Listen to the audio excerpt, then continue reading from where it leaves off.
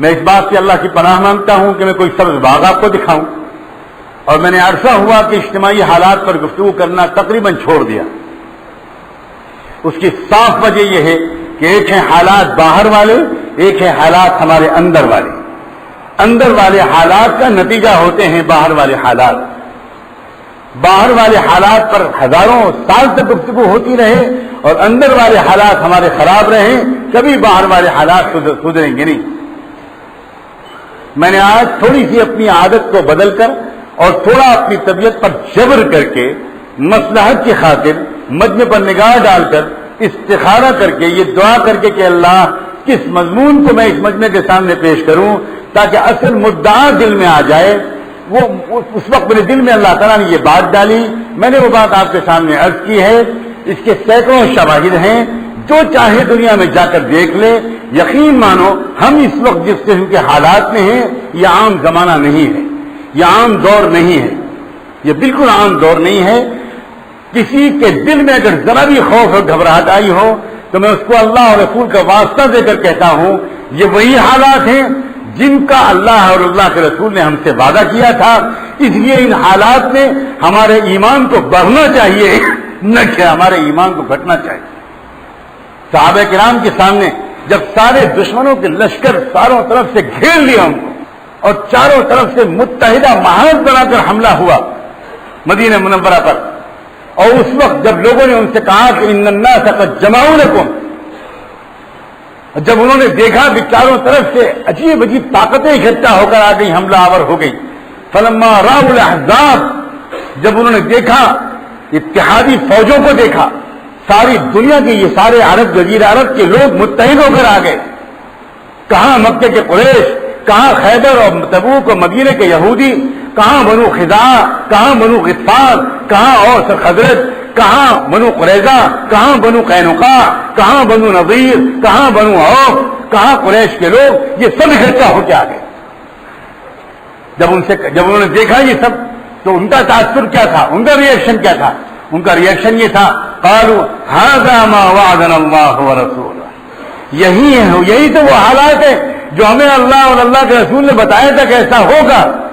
اور اب کیا ہوا؟ ما زادهم الا ایمانا وتسلیما،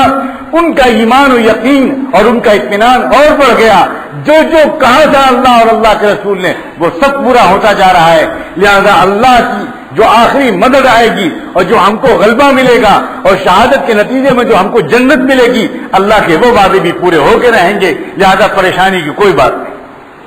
ایمان والوں کا تاثر حالات کو دیکھ کر کچھ اور ہوتا ہے، شک والوں کا تاثر کچھ اور ہوتا ہے، آخرت کو سامنے رکھ کر جینے والوں کا تاثر کچھ اور ہوتا ہے، دنیا کو سامنے رکھ کر جینے والوں کا تاثر کچھ اور ہوتا ہے۔ وہ ڈرنے لگتے ہیں، گھبرانے لگتے ہیں، چلانے لگتے ہیں، چیخنے لگتے ہیں، مخلوق کو پکارنے لگتے ہیں۔ جو کچھ بھی اب جن حالات میں ہم جی رہے ہیں یہ سب وہ ہیں جن کے بارے میں رحمت دو عالم سیدنا محمد رسول اللہ صلی اللہ علیہ وآلہ وسلم نے اپنی پاک حدیثوں میں صاف صاف خبر دی تھی، اور یہی وہ حالات ہیں جن کا اللہ تعالیٰ نے قرآن مجید میں ذکر فرمایا ہے۔ کئی صورتوں میں انہی حالات کی طرف اشارے موجود ہیں، کوئی اچانک یہ حالات ہم پر نہیں آ رہے ہیں۔ آپ ذرا غور تو کریں کتنی باریک تفصیلات تک بیان کرتی ہیں اللہ کے رسول صلی اللہ علیہ وسلم۔ آپ نے ایک حدیث میں جو صحیح سند کے ساتھ سنن ابی داؤد اور امام مسلم رحمۃ اللہ نے اپنی صحیح مسلم میں روایت کی ہے، آپ نے اس حدیث میں ارشاد فرمایا کہ منعت العراق قفیزہا وبرہا، عراق کی ناکہ بندی کر دی جائے گی، عراق کی کرنسی بند کر دی جائے گی، عراق کا غلہ بند کر دیا جائے گا، عراق کا چاروں طرف سے گھیر لیا جائے گا، عراق میں کوئی غلے کا دانہ نہیں جا پائے گا۔ یہ تک آپ نے واضح طور پر فرمایا۔ اس کے بعد آپ نے اس کے آگے فرمایا اس کے بعد باری آئے گی مصر کی، اس کے بعد باری آئے گی شام کی، اس کے بعد باری آئے گی مصر کی، یہاں تک ہوا حدیث میں صاف موجود ہے کہ صحابہ کرام نے اللہ کے رسول سے پوچھا من یا رسول اللہ، ممن یا رسول اللہ، اے اللہ کے رسول یہ سارے ظلم کے پہاڑ جو عراق پر لوگ توڑیں گے اور شام پر توڑیں گے، شام کا مطلب فلسطین، شام کا پورا علاقہ وہی ہے جس کو آج فلسطین، اردن، لبنان ان سب میں بانٹ دیا گیا ہے۔ آپ نے صاف فرمایا تھا عراق کی سب سے پہلے باری آئے گی، اس کے بعد شام کی باری آئے گی، اس کے بعد مصر کی باری آئے گی. کون لوگ کریں گے؟ آپ نے فرمایا الروم. 6-7 حدیث کی صحیح کتابوں میں یہ روایت موجود ہے. یعنی رومنز کریں گے، یورپینز کریں گے، وہ لوگ کریں گے یہ سارا. یہ سب کچھ حضور پاک بتا چکے. بہت مراحل ابھی اور آئیں گے میرے بھائیوں اور دوستوں عزیزوں. یہ دنیا ہماری تمناؤں کے تحت ہمیشہ عیاشیوں کے ساتھ جینے کے لیے نہیں بنائی گئی. اس میں امتحانات کے مواقع بھی آئیں گے، اس میں قربانیوں کے مواقع بھی آئیں گے، اس میں صبر کے مواقع بھی آئیں گے، اس میں شکر کے مواقع بھی آئیں گے. اپنے دل کی کیفیت کو جو لوگ تمام حالات میں سدا بہار بنائے رکھنے کی محنت کر لیں گے، وہ تمام قسم کے حالات میں اپنے دل کو صحیح طور پر گزار کر لے جائیں گے. اور آخر میں کیا ہوگا؟ میں بہت صاف اور حدیث کا خلاصہ کر رہا ہوں. آخر میں یہ ہوگا کہ پھر جن لوگوں نے اپنے دلوں کو پاک صاف کر لیا ہوگا، جنہوں نے اپنی جان و مال کو اللہ کے لیے قربان کیا ہوگا، جنہوں نے اپنے دامن کو گناہوں سے بچایا ہوگا، جو تقوی والے ہوں گے، جن کے نفس کا تزکیہ ہوا ہوگا، جو صفات اسلامی، ایمانی اور احسانی لوگ ہوں گے، جن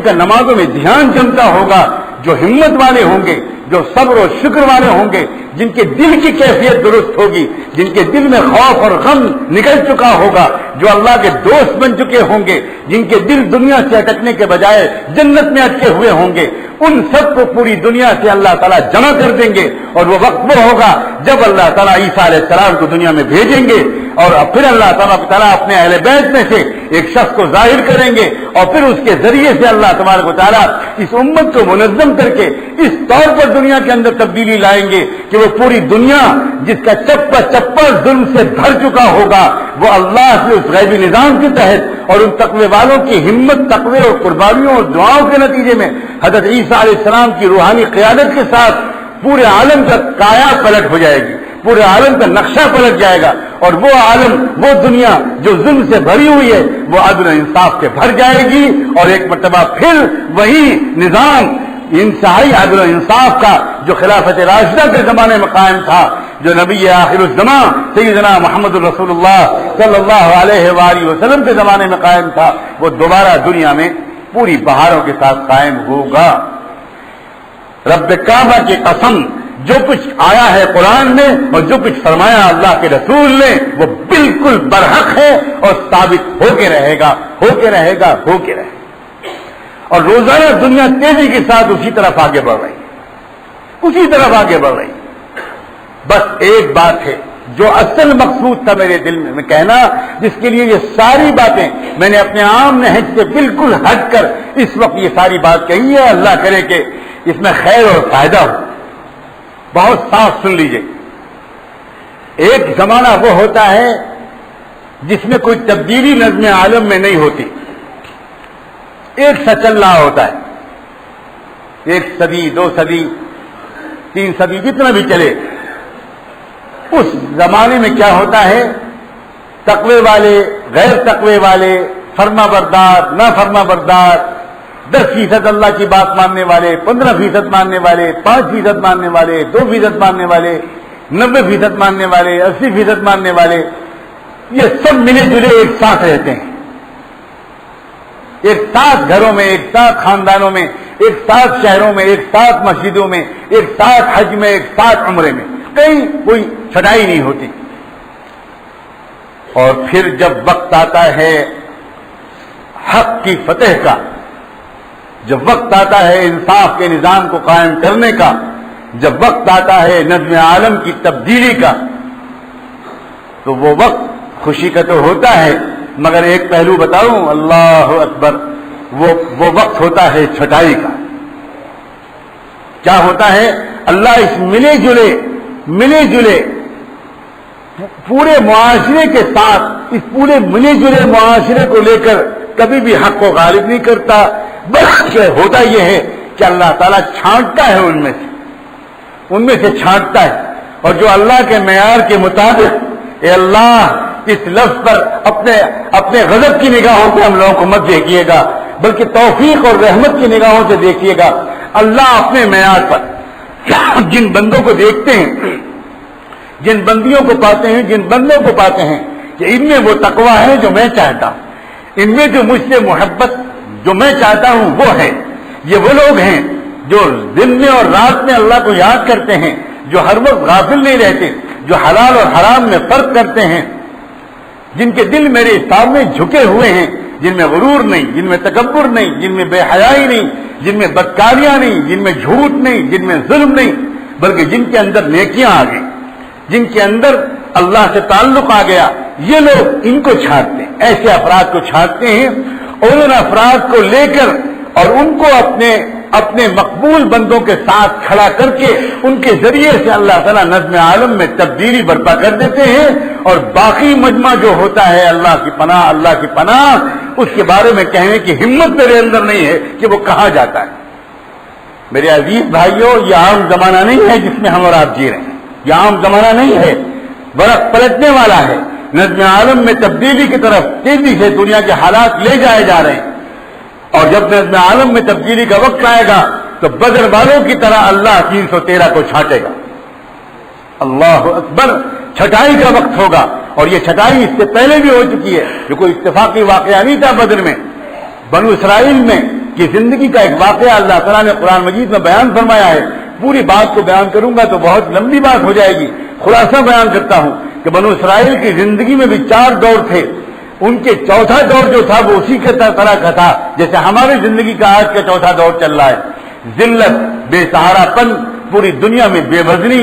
بہت عجیب و غریب مظلومیت اور مقہوریت اور بے بسی اور لاچاری کا دور تھا بنو اسرائیل پر۔ پھر جب اللہ تعالیٰ نے ان کے اندر سے ان کے دور میں تبدیلی کرنے کا فیصلہ فرمایا، ان کے حالات کو بدلنے کا فیصلہ فرمایا، تو ان کے اندر کچھ لوگوں کے اندر ایک بہادری کا جذبہ، ایک غیرت کا جذبہ ڈالا، تعلق مع اللہ ڈالا، اور وہ آگے بڑھے اور نکلے۔ اور پھر کیا ہوا؟ چلی تو تھی بھیڑ،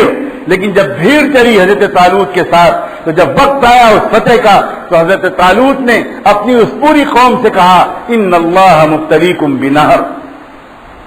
یاد رکھنا، اب آگے ہم بہت دیر سے چلے آ رہے ہیں، شدید گرمی کا عالم ہے، سب کو پیاس لگی ہوگی، اب ایک دریا پر سے ہم گزریں گے، ایک دریا پر سے گزریں گے، وہ ایک امتحان ہوگا۔ تم میں سے جو شخص بھی اس دریا میں سے ایک ذرا سا پانی پی لے گا وہ میرے ساتھ نہیں چل سکتا۔ پیاس کو برداشت کر کے دریا کو پیاسے پار کر لینے والے ہی میرے ساتھ چلیں گے۔ بہت اگر کسی کو مجبوری ہو تو بس ایک گھونٹ یا ایک چلو پانی پینے کی اجازت ہے۔ آپ سوچیں ذرا، پیاس کی شدت میں نہ پینا بعض وقت آسان ہوتا ہے ایک چلو پی کر ہٹا دینے کے مقابلے، آدمی بالکل نہ پیے یہ شاید زیادہ آسان ہوتا ہے، ورنہ اگر لگا دو منہ میں تو چھڑانا مشکل ہوتا ہے۔ کیا مطلب تھا اس کا؟ پانی پینے میں کیا قباحت تھی؟ پانی کوئی حرام نہیں تھا، لیکن حضرت طالوت نے اللہ کے اشارے پر یہ اعلان فرمایا، یعنی یہ کہ جو لوگ آگے جن کے ذریعے اللہ تبارک و تعالیٰ نظم عالم میں تبدیلی کریں گے وہ لوگ ہوں گے جو کہ برداشت کرنے والے، اطاعت کرنے والے، بات کو ماننے والے اور اپنے نفس کی خواہش کو دبا دینے والے۔ جو نفس کی خواہش کو دبا لے جائیں گے انہی کے ذریعے اللہ تبارک و تعالیٰ آگے کی فتوحات نصیب فرمائیں گے، اور جو لوگ پانی پی لیں گے یعنی نفس کی خواہش کو دبا نہیں پائیں گے اور اپنی خواہش پوری کر لیں گے تو بس وہ پیچھے رہ جائیں گے۔ وہ کہاں جائیں گے اللہ بہتر جانے، لیکن جن کے ذریعے فتح ہوگی وہ وہی لوگ ہوں۔ زمانہ جس طرف آگے بڑھ رہا ہے، اللہ کرے کہ اس بات سے ہم اور آپ چونکیں۔ ڈر یہ لگ رہا ہے کہ پتہ نہیں کس وقت وہ وقت آ جائے جبکہ اللہ تعالیٰ کی طرف سے یہ بات طے ہو جائے کہ بھئی چھٹے ہوئے فلاں یہ ایمان والے، یہ ہیں صفات والے، انہوں نے اپنے اوپر محنت کی، اپنے نفس کو دبایا، اپنے نفس کا تزکیہ کیا۔ یہ خواہشات پر چلنے والے لوگ نہیں، انہوں نے اپنے نفس کی مخالفت کی ہے، اپنے نفس کو دبایا ہے، اپنے نفس کو اللہ کے حکم کی وجہ سے نفس کے دبانے کی مشق کر کے آئے ہیں یہ لوگ۔ یہ تو آئیں گے عیسیٰ علیہ السلام کے ساتھ، اور باقی وہ لوگ جن کی زندگی گزر رہی ہے نفس کی خواہشات کی پوجا کرنے میں، نفس پرستی کے پرستار بن گئے ہیں وہ، اور وہ ہر وہ کام کرتے ہیں جس کا ان کو دل چاہتا ہے، اپنے آپ کو روک نہیں پاتے، تھام نہیں پاتے، وہ سب جائیں دجال کے ساتھ۔ وہ وقت آ رہا ہے میرے بھائیوں میں عام قسم کا بیان کرنے کے لیے نہیں حاضر ہوا، ایک چونکانے کے لیے حاضر ہوا ہوں، متنبع کرنے کے لیے حاضر ہوا ہوں، ایک بات کی طرف توجہ دلانے کے لیے حاضر ہوا ہوں۔ خدا کے لیے اس کو وقتی تقریر مت سمجھیے گا، وقتی تقریر مت سمجھیے گا، ایک لمحہ دیر کرنے کی گنجائش نہیں ہے۔ فوری طور پر اللہ اس امت میں سارے مردوں اور عورتوں کو توبہ کرنے کی توفیق، فوری طور پر بلا تاخیر ہر شخص تیار رہے۔ پتہ نہیں کس وقت بلاوا آ جائے، پتہ نہیں کس وقت کون سی ندا آ جائے، پتہ نہیں کس وقت کیا اعلان آ جائے، پتہ نہیں کس وقت ہماری موت کا وقت آ جائے، ہم ہر وقت تیار ہیں۔ اور اسی لیے یہ بات کہی جاتی ہے خدا کے بندو ٹالو مت۔ مسئلہ کیا ہے؟ مسئلہ ہے وہی دل کا۔ جو اللہ کے بندے بھی اپنے دل کو سنوار لیں گے، دیکھو دل کی حالت اگر ٹھیک ہوتی ہے تو وہ انسان ہر حال میں اس حال کے مطابق صحیح کیفیت کے ساتھ اس حال کو گزار لیتا ہے۔ اگر دل کی کیفیت ٹھیک ہے اور خوشی کی کوئی بات ملتی ہے تو بندے کی کیفیت شکر کی ہو جاتی ہے، اس کے منہ سے بڑے بول نہیں نکلتے، دعویٰ نہیں کرتا، غرور اور گھمنڈ کی کوئی بات اس کے اندر سے نہیں نکلتی، بلکہ وہ جھک کر کہتا ہے کہ میرے اللہ یہ نعمت آپ نے مجھ کو دی ہے، یہ میرے زور بازو کی کمائی نہیں ہے۔ اور جب کوئی پریشانی آتی ہے، کوئی حادثہ آتا ہے، کوئی آزمائش آتی ہے، تو جس کے دل کے اندر اللہ سے تعلق جڑا ہوا ہے وہ مایوس نہیں ہوتا، وہ گھبراتا نہیں، بالکل نہیں گھبراتا، بلکہ یہ سمجھ کر کہ میرے اللہ یہ آپ کی طرف سے بھیجا ہوا حال ہے، یہ آپ کی طرف سے بھیجا ہوا امتحان ہے، خوشحالی بھی امتحان ہے اور یہ تکلیف بھی امتحان ہے، میرے اللہ میں پوری کوشش کروں گا، آپ مدد فرما دیجیے، میں امتحان میں کامیاب ہونا چاہتا ہوں، مجھے کامیاب کر دیجیے۔ گھبراتا نہیں، پریشان نہیں ہوتا، خوف اور وسوسے اس کے دل میں نہیں آتے، بلکہ وہ یہ سوچتا ہے کہ میرا اللہ جس حال میں رکھے میں تیار ہوں، میں بالکل تیار ہوں۔ اگر کسی کے دل کی کیفیت ٹھیک ہوئی تو ان امتحانوں کے دنوں میں جو اب تیزی کے ساتھ چل پڑے ہیں، اور شاید کوئی کچا پکا گھر بچے جہاں وہ امتحان کے تھپیڑے نہ پہنچے، کوئی گھر نہیں بچے گا۔ یہ بھی حدیث کا مضمون ہے، یہ بھی حدیث کے الفاظ ہیں، یہاں تک ہے کہ اگر کوئی شخص براہ راست دجال کی زد میں نہیں آیا تو دجال کا تماچا یا تھپڑ تو اس پر پڑنا ہی پڑنا ہے۔ لطمت یہ حدیث کے الفاظ ہیں کہ فتنہ دجال کا تماچا، فتنہ دجال کا تھپڑ یہ تو پڑے گا ہی پڑے گا۔ اور آج پوری دنیا میں ان صہیونی طاقتوں کا یہ جو آخری عروج ہو رہا ہے، یہ کدھر کو لے جا رہا ہے سوائے اس کے کہ اس آخری دجال کا ظہور قریب ہے۔ یہ عام حالات نہیں ہیں میرے بھائیوں، میں قسم کھا کے کہہ سکتا ہوں، خانہ کعبہ کا پردہ پکڑ کر، حجر اسود پر ہاتھ رکھ کر، مقام ابراہیم کے پیچھے کھڑے ہو کر میں قسم کھا کے کہنے کو تیار ہوں کہ یہ عام حالات نہیں ہیں، اور ان عام حالات کا مقابلہ عام سیاسی تدبیروں سے نہیں کیا جا سکتا۔ ان حالات کا مقابلہ سب سے پہلے اس طرح ہوگا، اللہ کرے کہ ہر گھر کے اندر یہ فضا بن جائے، آج کی رات سے لے کر 10 محرم تک کم سے کم یہ فضا بنے کہ ہر گھر کے اندر مرد اور عورتیں، بھائی اور بہن، باپ اور اپنے بچوں کو لے کر بیٹھیں اور کہیں اے اللہ ہم سے غلطی ہوئی ہمیں معاف فرما دے۔ گھروں کے اندر توبہ کا مذاکرہ کیجیے، گھروں کے اندر جو ننھے منھے معصوم بچوں کو لے کر بیٹھیے اور فوراً فیصلہ کیجیے ہمارے گھر میں جتنی چیزیں اللہ کے حکم کے خلاف ہو رہی تھی اب نہیں ہوں گی، بہت ہو گیا میرے اللہ، معاف کر دی، معاف کر دی۔ کب ہم کو ہوش آئے گا؟ کب ہوش آئے گا پتہ نہیں۔ روز نئے فتنے آ رہے ہیں، ہم اخبار پڑھتے ہیں رکھ دیتے ہیں، کسی نے لاہور پڑھا رکھ دیا، کسی نے ناللہ پڑھا رکھ دیا، کسی نے چائے کے گلاس پر ہوٹل میں بیٹھ کے تبصرے کیے اور رکھ دیا۔ کیا بے حسی ہے، کیا ہو گیا ہمارے دلوں کو میرے عزیزوں؟ سب سے پہلا کام یہ ہے کہ سب سے پہلے یہ دیکھیں، اگر اس وقت میں، اگر آج کی تاریخ میں، اگر اس وقت سچ کا پکار لگ گئی اور معلوم ہوا کہ باب اللطف پر عیسیٰ علیہ السلام اتر گئے، تو کون ہے جو عیسیٰ علیہ السلام کے بعد جانے کی ہمت کرے گا؟ کس کو قبول فرمائیں گے اللہ تعالیٰ؟ کس کو قبول فرمائیں گے؟ ہم جیسے فاسقوں فاجروں کو گھسنے دیا جائے گا؟ لوگوں اپنے اپنے شہروں کا کیا ذکر ہے، ہمارے اور آپ کے شہروں کا احادیث میں اشارات آئے ہیں کہ دجال جب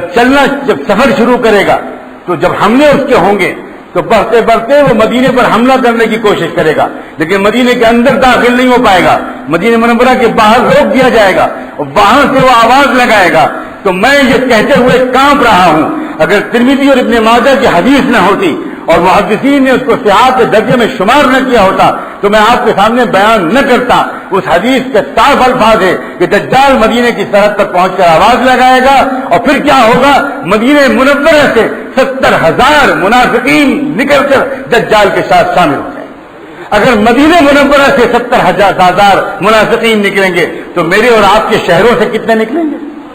کیا ہوگا ہمارا آپ کا؟